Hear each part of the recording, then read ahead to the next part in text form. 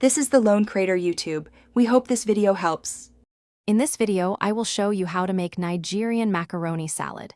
This guide will help you create a delightful and creamy salad, perfect for any occasion.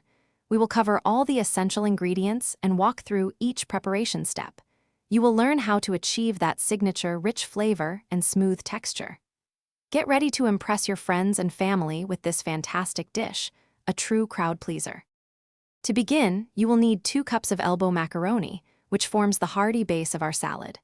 For that signature creamy dressing, have 1 cup of good quality mayonnaise ready. We will also incorporate 1/2 cup each of finely chopped carrots and vibrant green peas, adding color and crunch. Don't forget 2 hard-boiled eggs, diced, to enrich the salad, and 1/4 cup of sweet corn for a touch of sweetness. These ingredients are crucial for an authentic taste.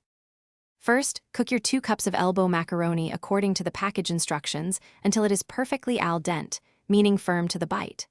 Once cooked, drain the macaroni thoroughly and rinse it with cold water to halt the cooking process and prevent sticking. In a separate, large mixing bowl, combine your 1 cup of mayonnaise with a pinch of salt and a dash of black pepper. Now, gently fold in the cooled macaroni, chopped carrots, green peas, sweet corn, and diced hard-boiled eggs. Mix everything until well combined and coated.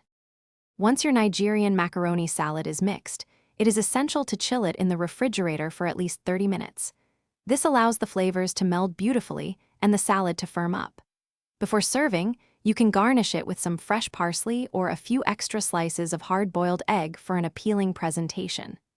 This versatile salad makes a fantastic side dish, pairing wonderfully with grilled chicken, fried fish, or jollof rice. Any leftovers can be stored in an airtight container in the fridge for up to 3 days, maintaining its freshness.